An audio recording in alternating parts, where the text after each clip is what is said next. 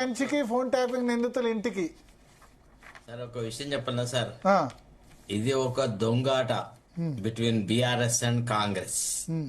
నరా వీళ్ళిద్దరి యొక్క మోసము అసలు పసిగట్టలేనంత నీచాతి నీచంగా ఉంది. తెరచాటుకు వీళ్ళందరూ ఒక్కటే సార్. పుట్టిగా మనము ఇక్కడ టెలిఫోన్ టీవీలలో డిబేట్ పెట్టుడు, డిస్కషన్ పెట్టుడు, కథా కార్ఖానా. నిన్న కాక మొన్న డివిజన్ బెంచ్ వాళ్ళు ఈ ఘోష్ కమిషన్ రిపోర్ట్ మీద జరిగే విచారణలో చీఫ్ జస్టిస్ గారు చాలా అసహనం ప్రకటించినారు. చెప్పిందే చెప్పి కోర్టు యొక్క సమయాన్ని ఎంతకు వృధా చేస్తున్నారు. అసలు కోర్టులలో ఇది తప్ప ఇంకా వేరే మ్యాటర్స్ లేవా? ప్రజలకు సంబంధించిన మెయిన్ అంశాలను చర్చించాలన్నప్పుడు సమయాభావం వస్తుంది. ఇదేంటిది అనేటువంటి మాట మాట్లాడినారు.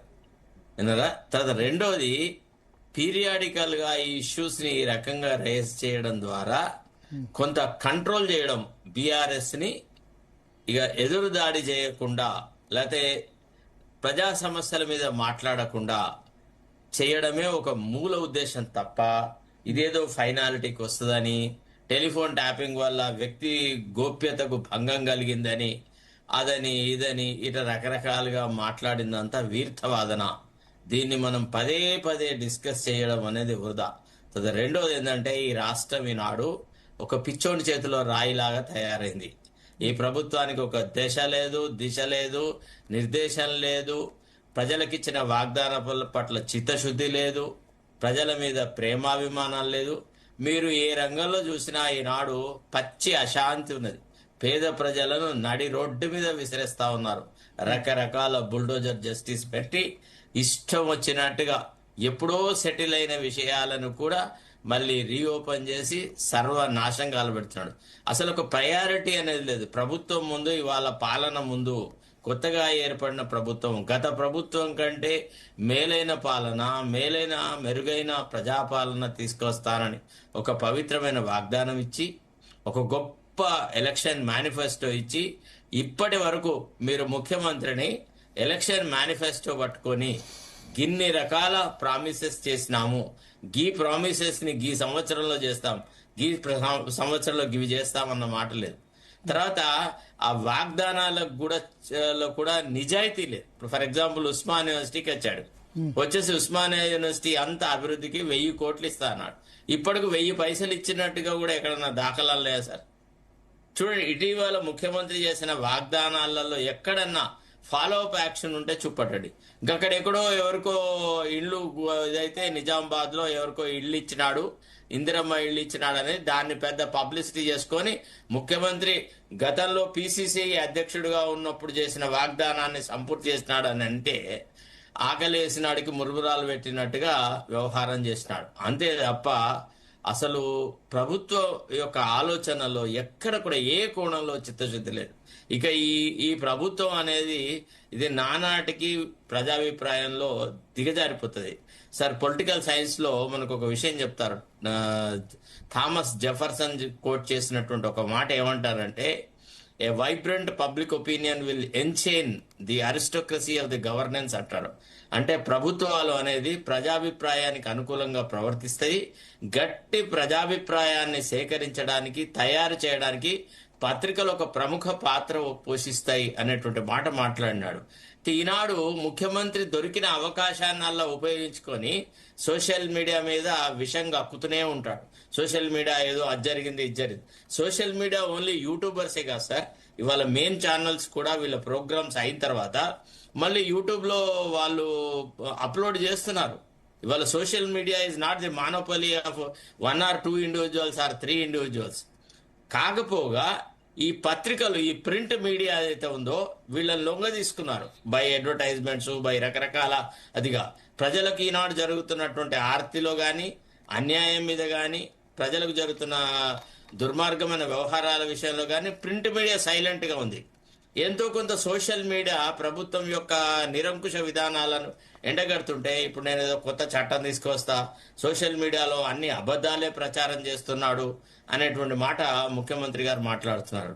నా దృష్టిలో ఇట్లాంటి చర్చలు ఎన్ని పెట్టినా దున్నపోతు మీద వర్షం పడ్డట్టే తప్ప ముఖ్యమంత్రి ఆలోచన సరళిలో గాని ముఖ్యమంత్రి పరిపాలనా విధానంలో కానీ ఏది ఉండదు. సరే, కాకపోతే ఇక ముఖ్యమంత్రి యొక్క మెప్పు కోసమని ఆ పోస్టో ఈ పోస్టో ఎక్స్పెక్ట్ చేసుకున్న సార్ కొంతమంది. అంటే ఒకటి ఇప్పుడు నాకు లీగల్ గా చెప్పండి, ఇప్పుడు ఆ, ప్రభాకర్ రావుకు రెగ్యులర్ బెయిల్ అన్నది కేసు దాని మీద ఎంత ఇంపాక్ట్ చూపిస్తుంది? సార్, బెయిల్ ఇస్తే కేసు ఇన్వెస్టిగేషన్ నీరుగారిపోయినట్టేనా? సంబంధం కేసు నీరుగారిపోయినట్టేనా? లేదు, కాదు కాదు కాదు. అతనికి బెయిల్ కూడా ఇప్పుడు బెయిల్ ఇచ్చినారు. ఇప్పుడు మన స్కిల్ డెవలప్మెంట్ ఇష్యూలో చంద్రబాబు నాయుడు బెయిల్ వచ్చిన తర్వాత కేసు ఏ స్టేజ్ లో ఉందో చూసాం. సార్, జగన్ అది ప్రభుత్వాలు జగన్ వాళ్ళ ఆస్తుల ఆలోచనల జగన్ మీద ఆస్తుల కేసులో జగన్ కు బెయిల్ వచ్చిన తర్వాత ఎట్లా ఉందో కేసు, ఎట్లా తర్వాత అన్ని ఛార్జ్ షీట్ల తర్వాత ఎట్లా ఉందో చూసాం. ఓకే సార్, ఇప్పుడు అరెస్ట్లు ఉంటాయా? ఇప్పుడు ఆయనకే ప్రధాన నిందితుడికే రెగ్యులర్ బెయిల్ వచ్చిన తర్వాత ఈ అరెస్ట్లు అనేది చేయగలుగుతారా వీళ్ళని?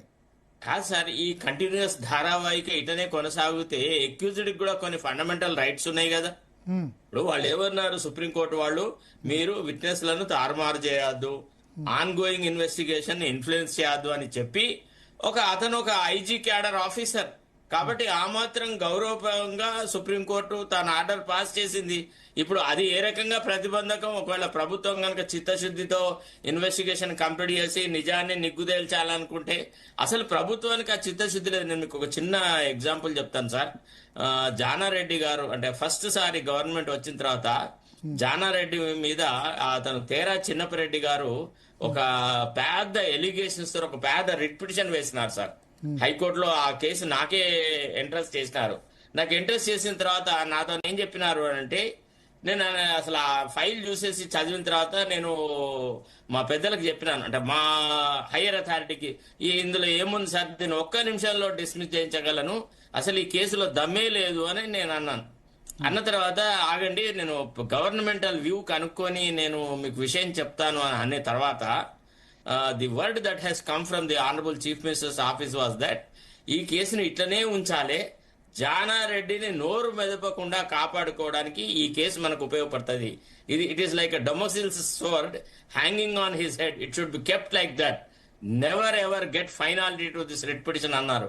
మేము వాయిదాలు వేసి ఓసారి మేము పోయి ఓసారి మా జూనియర్లను పంపించి రకరకాలుగా వాయిదాలు వేసేసి జానారెడ్డి గారు మొత్తం లాస్ట్ కు నోముల నరసింహ చేతిలో ఓడిపోయి ఇతరత్రంగా జరిగేలాగా పరిస్థితులకు తీసుకొచ్చినాం.